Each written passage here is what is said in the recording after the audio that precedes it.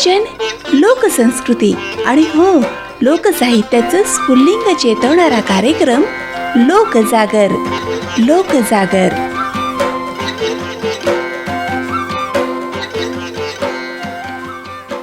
श्रोतेहो, आजच्या लोकजागर या कार्यक्रमात ऐकूया डॉक्टर पूनम मोहोकार यांच्याशी आशिष गावंडे यांनी केलेली बातचीत. या कार्यक्रमाचे सादरकर्ते आहेत आशिष गावंडे. श्रोतेहो नमस्कार. कार्यक्रमामध्ये मी आशिष गावंडे आपल्या सर्वांचं मनपूर्वक स्वागत करतो. कुष्ठरोग निर्मूलनाच्या दिशेने शासनाकडून सातत्याने विविध प्रभावी उपक्रम राबवले जात आहेत. त्याच पार्श्वभूमीवर स्पर्श अभियान आणि कुसुम अभियान हे दोन महत्त्वाचे उपक्रम समाज जागृती, वेळेवर निदान आणि प्रभावी उपचार यावर केंद्रित आहेत. कुष्ठरोगाबाबत समाजात आजही असलेली भीती, गैरसमज आणि भेदभाव दूर करून मानवी मूल्यांची जपणूक करणे तसेच रुग्णांना सन्मानाने मुख्य प्रवाहात आणणे हा या अभियानांचा मुख्य उद्देश आहे. या विशेष मुलाखतीतून स्पर्श आणि कुसुम अभियानांची संकल्पना, त्यांचे उद्दिष्ट, सर्वेक्षणाचे महत्त्व, उपचार सुविधा तसेच नागरिकांची भूमिका याविषयी सविस्तर जाणून घेण्यासाठी आज आपण आपल्या स्टुडिओमध्ये आमंत्रित केलेलं आहे डॉक्टर पूनम मोहोकार मॅडम यांना. मॅडम सहाय्यक संचालक आरोग्य सेवा कुष्ठरोग अमरावती येथे गेल्या 15 वर्षापासून या विभागामध्ये कार्यरत आहेत. त्यांच्या या कुष्ठरोग निर्मूलनाच्या कामानिमित्त जिल्हा प्रशासनाने पालकमंत्री आणि जिल्हा परिषद CEO यांनी त्यांना प्रशस्तीपत्रक देऊन त्यांचा सन्मानसुद्धा केलेला आहे. मॅडम, कार्यक्रमामध्ये मी आपलं मनपूर्वक स्वागत करतो. नमस्कार. धन्यवाद सर. नमस्कार. मॅडम, आताच आपण प्रस्तावनेमध्ये स्पर्श अभियान आणि कुसुम अभियान याविषयी श्रोत्यांना माहिती दिली आहे. तर नेमकं हे स्पर्श अभियान काय आहे आणि त्याची काय उद्दिष्टे आहेत हे आमच्या श्रोत्यांना सांगा. राष्ट्रीय कुष्ठरोग निर्मूलन कार्यक्रम याच्यामध्ये बऱ्याच ॲक्टिव्हिटीज असतात ज्यामुळे आपण समाजामध्ये कुष्ठरोगाबद्दल जनजागृती करत असतो. बरं. तर दरवर्षी 30 जानेवारी हा कार्यक्रम राष्ट्रीय कुष्ठरोग निवारण दिवस म्हणून साजरा केला जातो. महात्मा गांधीजींची पुण्यतिथी आहे. या दिवशी महात्मा गांधीजींना प्रेरणा किंवा त्यांना आपण जे काही श्रद्धांजली देतो त्याचा मूळ उद्देश आहे की गांधीजींचं बरंचसं कार्य कुष्ठरुग्णांसंबंधी होतं. बरोबर. त्यांचे सहकारी परचुरे शास्त्री ते कुष्ठरोगाने पीडित होते. त्यांची गांधीजींनी खूप सेवा केली आणि मग त्यांना कळलं की या आपल्या संपूर्ण समाजामध्ये भरपूर कुष्ठरुग्ण असे आहेत की त्याच्यावर आता सध्याच्या स्थितीमध्ये इलाज नाही आहे. पण मग असं काय करता येऊ शकतं की या लोकांची आपण सेवा करू आणि भारतामधून हा कुष्ठरोग हद्दपार करायचा आहे. गांधीजींनी खूप प्रयत्न केला, परंतु त्यांचं जे काही स्वप्न होतं की कुष्ठरुग्णांची सेवा माझ्या जीवनातील एक अपूर्ण राहिलेलं कार्य आहे. गांधीजी आज आपल्यामध्ये नाहीत, पण त्यांचं ते स्वप्न आहे ते अजूनही पूर्ण झालेलं नाही. खरोखरीच कुष्ठरोग निर्मूलन कार्यक्रम हा त्यांच्या स्वप्नांवर आधारित आहे. बरं. तर स्पर्श कुष्ठरोग जनजागृती अभियान म्हणजे 30 जानेवारी ते 13 फेब्रुवारी या कालावधीमध्ये कुष्ठरोग निवारण पंधरवाडा आपण राबवत असतो. बरं. आणि त्याच कालावधीमध्ये हा कुष्ठरोग निवारण पंधरवाडा म्हणजे स्पर्श कुष्ठरोग जनजागृती अभियान सुद्धा आहे. बरं. तर याच्यामध्ये असं आहे की स्पर्श हा शब्द मेन घेण्याचा उद्देश आहे शासनाचा की पूर्वीच्या काळी जेव्हा औषध उपचार नव्हता तर लोक विकृतीला जायचे. कुष्ठरोगामुळे त्यांना विकृती यायची. बरं.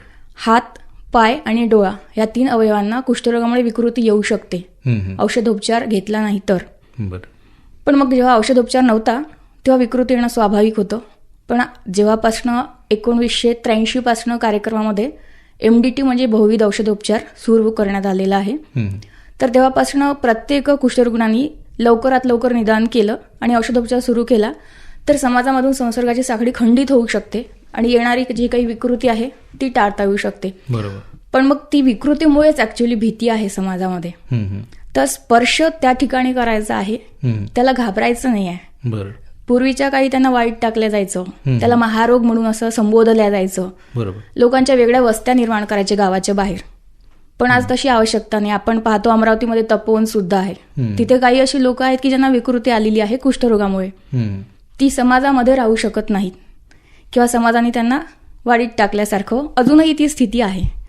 पण इथून पुढे जेव्हा की आता आपल्याकडे 100% खात्रीशीर इलाज आहे, बहुविध औषधोपचार, आपल्याला आवश्यकता नाही की आपल्याला समाजामधून त्या लोकांना बाहेर ठेवायची आवश्यकता आहे. तर त्या लोकांना आपण इझिली स्पर्श करू शकतो. त्यांच्यासोबत खाणे, पिणे, बसणे याच्या संबंधी जे काही भ्रम किंवा अंधश्रद्धा आपल्या मनामध्ये आहे, भीती आपल्या मनामध्ये आहे, ती आपल्याला सोडून द्यायची आहे, ती बाहेर टाकायची आहे. त्या भीतीचा, अंधश्रद्धेचा आपल्याला नाश करायचा आहे आणि त्यांच्या प्रतिष्ठेला, समाजामधील त्यांचं जे काही स्थान आहे त्याला स्पर्श करायचा आहे. बरं. त्याच्यासाठीची ही जनजागृती आहे. आणि कुसुमचं म्हणत असाल तर कुसुम म्हणजे कुष्ठमुक्त सुरक्षित महाराष्ट्र अभियान आहे. अच्छा. तो सुद्धा याच कालावधीमध्ये आपल्याला यावर्षी राबवतो आहोत आपण. मागील वर्षी डिसेंबरमध्ये 5 दिवसांचा हा कार्यक्रम राबवला गेला, तर यावर्षी आता 15 दिवसांचा हा कार्यक्रम आहे. आणि सेम स्पर्श अभियानाच्या सोबतच आपण कुष्ठमुक्त सुरक्षित महाराष्ट्र अभियान सुद्धा राबवतो आहोत. बरं. या अभियानामध्ये वंचित घटक म्हणजे आश्रमशाळांमध्ये राहणारे विद्यार्थी, वसतिगृहामध्ये राहणारे विद्यार्थी किंवा विटभट्टीवर काम करणारे कामगार, ऊसतोडीचे कामगार, कारावासातील बंदीजन, असे जे काही लोक किंवा स्थलांतरित भटके लोक जे काही रुटीन सर्वेक्षणामध्ये घरी राहत नाहीत, ते आपलं लोकेशन सोडून दुसरीकडे कामाला जातात, बरं. अभ्यासासाठी मुलं जातात, तर या लोकांसाठी विशेष तपासणी अभियान कुष्ठमुक्त सुरक्षित महाराष्ट्र हा आपण या कालावधीमध्ये राबवतो आहोत. बरं. हे जे स्पर्श अभियान आहे, या स्पर्श अभियानामध्ये कुसुम सर्वे जो आहे, कुसुम अंतर्गत जो सर्वे होतो, त्याची काय भूमिका असते? सर, ऍक्च्युली स्पर्श अभियान हा 30 जानेवारी ते 13 फेब्रुवारी दरवर्षी असणारच आहे. तो असतोच, कारण गांधीजींच्या पुण्यतिथीपासनं पुढील 15 दिवस आपण कुष्ठरोग निवारण पंधरवाडा साजरा करत असतो. बरं. पण याच वर्षी हा कुसुम कार्यक्रम त्याच्यामध्ये सोबतीला आपण घेतलेला आहे. बरं. तो दरवर्षी वर्षभरामध्ये मागे पुढे कुठेतरी असतो, तर तो यावर्षी दोन्ही अभियान सोबत चालत आहेत. बरं. तर कुसुममध्ये आपल्याला स्पर्श आणि कुसुम असं दोन्ही मिक्स नाही आहे. स्पर्शमध्ये आपल्याला फक्त जनजागृती करायची आहे बरं. कुष्ठरोग निवारणासाठीची, आणि कुसुममध्ये जे लोक रुटीन सर्वेक्षणामध्ये आपल्याला मिळत नाहीत, बरं, घरी सापडत नाही, अशा लोकांसाठी आपण सर्वेक्षण घेतोय. बरं. वंचित घटकांसाठी. वंचित घटकासाठी म्हणजे जे कामगार आहेत, जे कामावर जातात, जे नियमितपणे येऊ शकत नाही. हा, एक्झॅक्टली आपल्या घरी जे लोक राहत नाहीत हा. त्यांच्यासाठी म्हणून हा सर्वेक्षण आहे. म्हणजे आता आम्ही जे काही बांधकाम क्षेत्रामध्ये वगैरे काम करतात लोक, आम्ही लेटेस्टमध्ये डॉक्टर हेडगेवार रुग्णालय इथे जाऊन आलो. नवीन बांधकाम चालू आहे बडनेरा एरियामध्ये. तर तिथे आसाम, बिहार, उत्तर प्रदेशचे सुद्धा लोक आहेत कामाला. अच्छा. तर त्या लोकांची पण आपण तपासणी करतो आणि कुष्ठरोगाची लक्षणं त्यांना आहेत का, आणि मग निदान लवकरात लवकर करून औषधोपचार चालू करतो. बरं. कुसुम सर्वे आवश्यक का आहे आणि तो कुष्ठरोग निर्मूलनात कसा मदत करतो? कुष्ठरोग निर्मूलन करायचं म्हणजे जवळपास 10,000 लोकसंख्येमध्ये एकही कुष्ठरुग्ण नसावा अशी डेफिनेशन आहे. कुष्ठरोग निर्मूलन तेव्हा म्हणतो आपण लेप्रसी इलिमिनेशन, म्हणजे 10,000 लोकसंख्येमध्ये एकही कुष्ठरुग्ण नाही, किंवा लेस दॅन 1 आहे म्हणजे नाहीच आहे, 0 आहे. तर संपूर्ण भारतामध्ये कुठे त्याला PR म्हणतो ऍक्च्युली, प्रिव्हॅलन्स रेट, कुठे भारतामध्ये PR मोर दॅन 1 आहे, कुठे लेस दॅन 1 आहे. तर जिथे कुष्ठरुग्ण शोधल्या जात आहेत तिथे PR मोर दॅन 1 असू शकतो. अमरावती जिल्हा सुद्धा PR मोर दॅन 1 मध्ये येतो, की आपल्या इथे कुष्ठरुग्ण शोध कार्य चांगल्या पद्धतीने चालू आहे. तर कुसुम कार्यक्रमामध्ये असं होतं की लोक कामाला कुठेही जातील, सगळे लोक आपापला एरिया सोडून दुसरीकडे मुंबईला जातात, कुणी आसाम, बिहार, बंगाल, साऊथमध्ये सगळीकडे लोक स्थलांतरित आपापल्या कामाच्या निमित्ताने जात राहतात. तर हा आजार सुद्धा या जागेवरून त्या जागेवर रुग्णांच्या सोबत जाऊ शकतो. एखाद्या एरियामधून स्पेसिफिकली जिथे जास्त कुष्ठरुग्ण आहेत त्या एरियामधून जर लोक दुसरीकडे जात असतील आणि त्यांना ती लक्षणं असतील पण त्यांचं निदान जर झालेलं नसेल आणि त्यांनी जर औषधोपचार घेतला नाही, तर हा व्यक्ती त्या नवीन एरियामध्ये जिथे जातो तिथे सुद्धा हा कुष्ठरोगाचा प्रसार करू शकतो. मग हा कुष्ठरोगाची संसर्गाची साखळी खंडित करायची, ती मग आपल्या राज्यातली असो, आपल्या जिल्ह्यातली असो, की संपूर्ण भारतभरातली कुठलीही, म्हणजे कुष्ठरोग मुक्त भारताकडे आपण वळत असू, तर त्याच्यासाठी कुसुम कुष्ठमुक्त सुरक्षित महाराष्ट्र हे अभियान खूप महत्वाचं आहे. बरं. या सर्वेक्षणातून कोणत्या प्रकारची माहिती गोळा केली जाते? कुसुम सर्वेक्षणामध्ये मग स्थलांतरित लोकांचा डाटा आपल्याकडे असतो, की आपण जवळपास आपल्या अमरावतीमध्ये 310 अशा साईट्स आहेत. म्हणजे वीटभट्टी घेऊ शकतो त्याच्यामध्ये, बांधकाम क्षेत्र, स्थलांतरित लोकांची भटकी वस्ती जिथे आहे तिथे, ऊसतोडीचे कामगार, आदिवासी वसतिगृह मुलांचं, आदिवासी आश्रमशाळा, असे सगळे एकूण 310 साईट्स आहेत ज्या ठिकाणी आपण कुसुम अभियान राबवतो आहोत.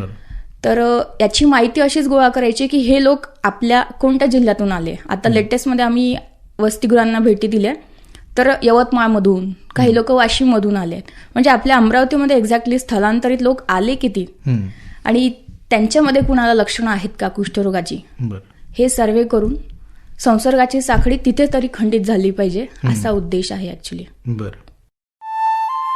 अमरावती विभागात कुसुम सर्वेक्षणाचे स्वरूप कसे आहे?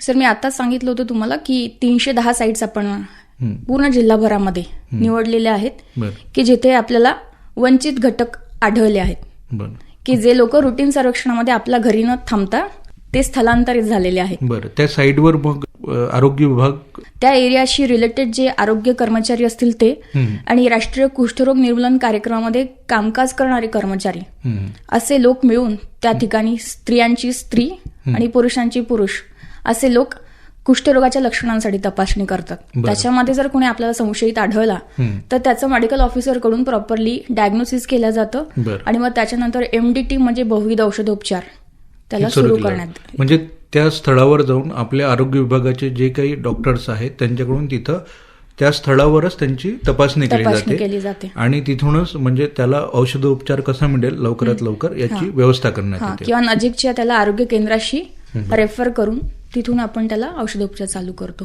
बरं. कुष्ठरोगावर उपचार जे आहेत हे शासनामार्फत मोफत उपलब्ध आहेत का? हो, कुष्ठरोगासाठी जी काही औषधोपचार पद्धती आहे ती MDT म्हणजे बहुविध औषधोपचार हाच सद्यस्थितीमध्ये 100% खात्रीशीर इलाज आहे आणि जो सर्वच शासकीय रुग्णालयांमध्ये मोफत उपलब्ध आहे. बरं. या उपचाराचा कालावधी किती असतो आणि उपचार घेऊ शकणारे रुग्ण सामान्य जीवन जगू शकतात का? उपचार घेणारे रुग्ण सामान्य जीवन जगू शकतात. बरं. आणि ज्या दिवशी त्यांनी उपचाराचा फर्स्ट डोस घेतला त्या दिवसापासून तो त्याच्या शरीरामधील बॅक्टेरियल लोड म्हणजे जंतूंची जी काही संख्या आहे ती कमी होऊन जाते आणि मग तो समाजाला घातक राहत नाही. त्याच्यापासून समाजाला जो प्रसार व्हायला होतो तो आपण खंडित करतो त्याला औषधोपचार सुरू केल्यापासून. आणि याच्या औषधोपचाराचे 2 टाईप्स आहेत. म्हणजे आपण त्याचं वर्गीकरण सुद्धा, आजाराचं वर्गीकरण सुद्धा म्हणू शकतो त्याला पॉसिबॅसिलरी आणि मल्टीबॅसिलरी अशा 2 टाईपचं आपण लेप्रसी कन्सिडर करतो. बरं. त्याचं असं वर्गीकरण केलं जातं ज्याच्यामध्ये पॉसिबॅसिलरी म्हणजे कमीत कमी लक्षणं त्याला आहेत आणि मल्टीबॅसिलरी म्हणजे त्याच्यामध्ये जंतूंची संख्या जास्त झालेली आहे आणि आता तो समाजाला संसर्ग करू शकणार आहे. तर तो प्रत्येक कुष्ठरुग्ण जितका लवकर आपल्याला निदान करून ट्रीटमेंट स्टार्ट करू शकतो तर तो पुढे समाजासाठी प्रसार करत नाही. पॉसिबॅसिलरीमध्ये आपण 6 महिने ट्रीटमेंट देतो आणि मल्टीबॅसिलरीमध्ये आपण 12 महिने ट्रीटमेंट देत असतो. बरं. आजाराचे प्रकार सांगत असताना आपण लक्षणांचा उल्लेख केला आहे, तर नेमकी कोणती लक्षणे जी आहेत कुष्ठरोगी व्यक्तीमध्ये दिसून येतात? कुष्ठरुग्णाला निदान करत असताना आपण एक संशयित म्हणून घेतो, जी आपण आता मी कुसुममध्ये सर्वेक्षण म्हणते किंवा रुटीन सर्वेक्षण. याच्यामध्ये कुष्ठरुग्णांना आपण संशयित कुष्ठरुग्ण असं जेव्हा म्हणतो तेव्हा प्रत्येक व्यक्तीला हेड टू टो म्हणजे त्याच्या केसापासून त्याच्या पायापर्यंत आपल्याला तपासणी करायची असते शरीराची पूर्ण. त्याच्यामध्ये मग त्याच्या शरीराची त्वचा तेलकट गुडगुडीत चकाकणारी अशी झालेली आहे का, त्याच्या शरीरावरती कुठेही फिक्कट लालसर बधीर असा चट्टा आहे का, हा चट्टा 1 किंवा 2 किंवा अनेक कितीही असू शकतात. त्याच्या कानाच्या पाया जाड झाल्या आहेत का, त्याला डोळा बंद करता येत नाही का, त्याचं नाक बसकं झालं आहे का, त्याच्या तळहाताला आणि तळपायाला बधिरता आहे का, हातपायाची बोटं वाकडी झाली आहेत का, किंवा त्याला मज्जातंतू इथे नर्व बाधित होत असतात. त्वचा डोळा आणि मज्जातंतू याच्यावरती हा जो जंतू आहे तो अटॅक करतो आणि मग त्याच्या मज्जातंतू दुखऱ्या झाल्या आहेत का, किंवा त्याला चालताना त्याच्या पायातून चप्पल निसटून जाते का, किंवा त्याला वस्तूंची पकड त्याच्या हाताची बरोबर नाही का, ही सगळी लक्षणं त्यांच्यामध्ये असू शकतात. हा. तर आणि शरीरावरती कुठेही गाठी आहेत का, ही बऱ्याच प्रकारची सगळी लक्षणं दिसणारा किंवा एक किंवा सगळी लक्षणं एकत्र किंवा अशी वर्षानुवर्षाला हातापायाला आहे जखम जी बसत नाहीये असा सुद्धा व्यक्ती आपण कुष्ठरोग संशयित म्हणून घेतो. आणि मग त्याचं निदान कन्फर्मेशन करण्यासाठी त्या स्पेसिफिकली त्या चट्टा डाग किंवा जो पॅच आपण म्हणतो त्याच्यामध्ये सेन्सेशन नाही का, तर सेन्सेशन नसणं, वेदना नसणे हे स्पेसिफिक लक्षण आहे लेप्रसीचं. कुष्ठरोगाचं विशिष्ट लक्षण आहे की रुग्णांना दुखत नाही, त्यांना जखमा पडतात हातापायाला पण त्यांना दुखत नाही, भांड थंड आहे की गरम आहे त्यांना जाणवत नाही, त्यांच्या पायाला काटा जरी टोचला खिळा टोचला तरी त्यांना दुखत नाही. बरं. दुखत नाही म्हणून याच्याकडे मुख्यतः दुर्लक्ष दुर्लक्ष होतं. केलं जातं. हा, आपण सर्दी ताप खोकला झाला की दवाखान्यात जातो, डॉक्टरांना त्याचं आपण सांगतो, पण याच्यामध्ये वेदनाच नाहीये. त्याच्यामुळे मग जोपर्यंत समाजामध्ये याची लक्षणं पोहोचत नाहीत तोपर्यंत स्वतःहून पेशंट आपल्याकडे येत नाही आणि तेवढ्या प्रमाणामध्ये अवेअरनेस नाहीये. म्हणून मग शासनाचे हे सगळे अभियान चालू आहेत की अवेअरनेस कशा पद्धतीने आपल्याला जनतेमध्ये पसरवता येईल. श्रोते हो, पूनम मॅडमने आपल्याला सविस्तररित्या या आजाराचे, कुष्ठरोग या आजाराचे लक्षणं सांगितलेले आहेत. आपण जर ही मुलाखत ऐकत असाल, आपल्या परिसरामध्ये अशा प्रकारच्या लक्षणाचा कोणता व्यक्ती आपल्याला आढळला तर निश्चितच त्यांना सरकारी दवाखान्यामध्ये पाठवा आणि त्याचा इलाज करून घ्या, म्हणजे जेणेकरून पुढचा जो संभाव्य धोके आहेत ते आपल्याला टाळता येतील. जसं आता आपण बोललो की श्रोत्यांना आव्हान सुद्धा केलं की असे रुग्ण आपल्याला आढळत असतील तर आपण मदत करावी. नक्कीच, कारण समाजामध्ये हीच गोष्ट पसरणं आवश्यक आहे. कुष्ठरोग रुग्णांविषयी समाजाने कोणता दृष्टिकोन ठेवायला हवा? खरं तर पूर्वीच्या काळी याच्यावरती औषध नव्हतं म्हणून हा पूर्वजन्मीचं पाप आहे, शाप आहे, असं लोकांमध्ये संभ्रम आहे, गैरश्रद्धा आणि गैरसमजुती आहेत. त्यामुळेच लोक स्वतःहून पुढे येत नाहीत. बरं. किंवा मला जर कुष्ठरोग आहे असं समाजाला कळलं तर मग लोक काय म्हणतील, मला सुद्धा वाडीत टाकतील, माझ्या कुटुंबियांशी नातं तोडून टाकतील, बरोबर. अशा भीतीपोटी लोक स्वतःहून बाहेर येत नाहीत. पण आज जर सगळ्यांना माहिती आहे की 100% खात्रीशीर इलाज आपल्याकडे उपलब्ध आहे आणि हा ना पाप है ना शाप है, कुष्ठरोग कुष्ठ जंतू का प्रताप है. मायकोबॅक्टेरियम लेप्री नावाच्या छोट्याशा मायकोबॅक्टेरियममुळे हा आजार होतो. तर मग त्या मायकोबॅक्टेरियम जे ऍक्टिव्ह ट्रीटमेंट आहे ती घ्यायची आणि घाबरायची आवश्यकताच नाहीये. ट्रीटमेंट घेऊन आपण समाजामधून कुष्ठरोगाला हद्दपार करू शकतो. त्याच्यासाठी सगळ्यांचं सहकार्य अपेक्षित आहे. मग भीती मनात ठेवायची आवश्यकताच नाही. कुटुंबाचा आणि समाजाचा रुग्णाच्या पुनर्वसनामध्ये सहभाग आवश्यक आहे, तो कसा? सर, कुटुंबामध्ये फॉर एक्झाम्पल एखाद्या कुटुंबामध्ये 4 लोक आहेत, त्यातल्या एखाद्या व्यक्तीला आज निदान झालं की याला कुष्ठरोग आहे, म्हणून आवश्यक नाहीच आहे की त्याला तुम्ही कुटुंबाच्या बाहेर काढणार. म्हणजे कदाचित मग ते माझे आजोबा आहेत, आजोबांना लेप्रोसी डायग्नोसिस झाला, तर आपल्याला जर माहिती की त्यांच्या फर्स्ट डोजनी त्यांच्या शरीरातल्या कुष्ठरोगाचे जे काही जंतू आहेत ते सरळ कमी होणार आहे, ज्याच्यामुळे समाजाला संसर्ग होत नाही आणि फॅमिलीला सुद्धा ते पसरणार नाही. गरज आहे फक्त ट्रीटमेंट लवकर स्टार्ट करण्याची. जर आपण अर्ली स्टेजमध्ये ट्रीटमेंट स्टार्ट केली तर आपण ट्रान्समिशनच थांबवतो आहोत. त्याच्यामुळे कुटुंबाला घाबरण्याची आवश्यकता नाही. ते त्यांनी कुटुंबातून त्या व्यक्तीला दुसरीकडे कुठंतरी शिफ्ट केल्यापेक्षा कुटुंबामध्येच त्याला सामावून नेहमीप्रमाणेच ते जगू शकतात. तर ती मनातली त्यांची जी काही भीती आहे ती काढून टाकून सेम ॲज बिफोर ते जगू शकतात.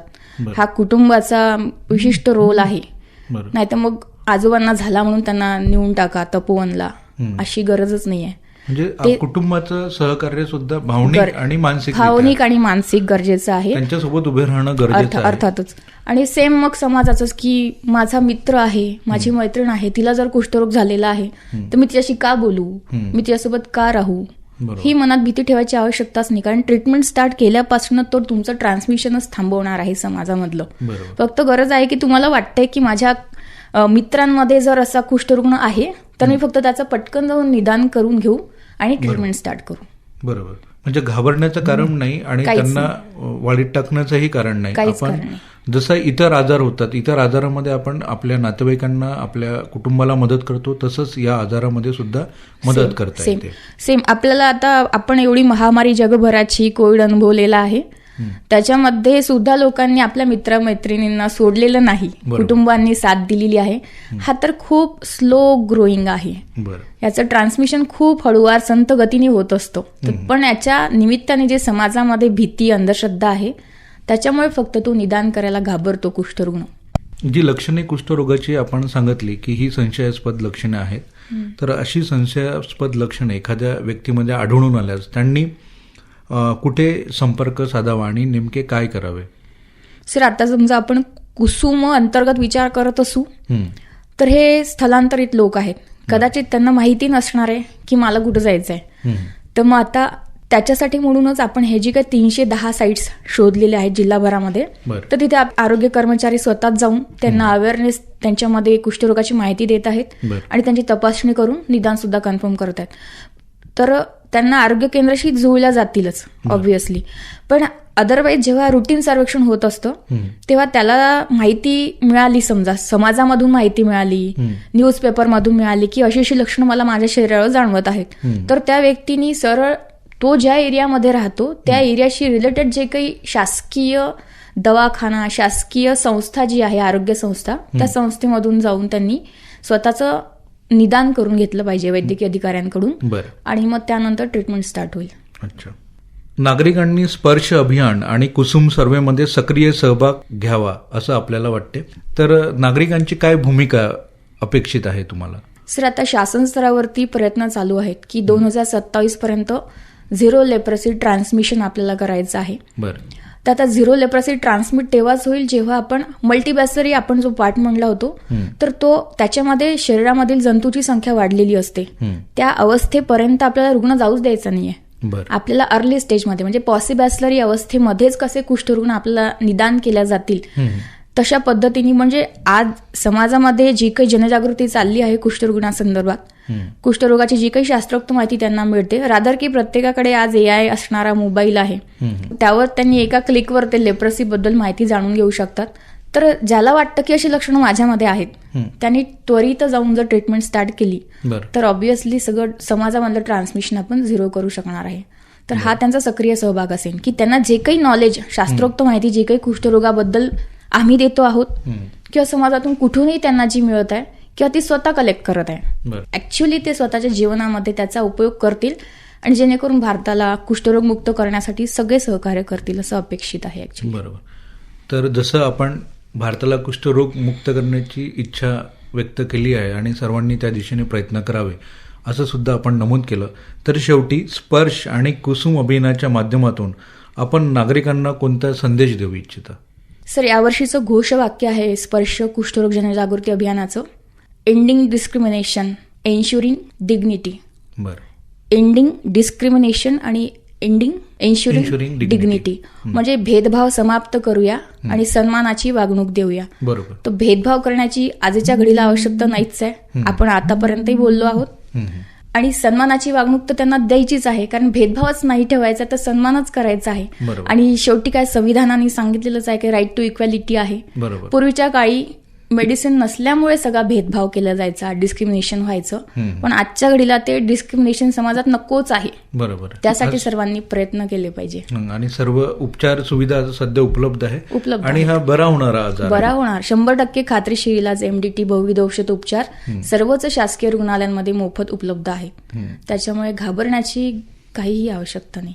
बरं. तर मॅडम, आज आपण आमच्या स्टुडिओमध्ये आलात, आमच्या श्रोत्यांना कुसुम अभियान तसेच स्पर्श अभियान याबद्दल सविस्तर माहिती दिली. सोबतच कुष्ठरोगाची लक्षणे, त्या संदर्भात काय काळजी घेण्यात यावी आणि आरोग्य विभाग अमरावती यांच्याकडून या अभियानाअंतर्गत कसे प्रयत्न चालू आहेत याविषयी आम्हाला सविस्तर अशी माहिती दिली. त्याबद्दल आमच्या आकाशवाणी परिवारातर्फे मी आपला मनपूर्वक आभारी आहे. धन्यवाद. नमस्कार. धन्यवाद सर. तर श्रोते हो, या मुलाखतीबरोबरच मी आपला निरोप घेतो. भेटूया पुढच्या कार्यक्रमात. तोवर नमस्कार. श्रोते हो, आत्ताच आपण लोकजागर या कार्यक्रमात डॉक्टर पूनम मोहोकार यांच्याशी आशिष गावंडे यांनी केलेली बातचीत ऐकलीत. या कार्यक्रमाचे सादरकर्ते होते आशिष गावंडे.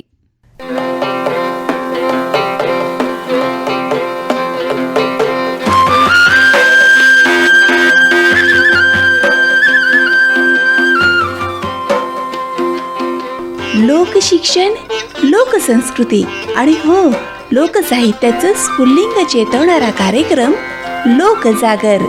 लोकजागर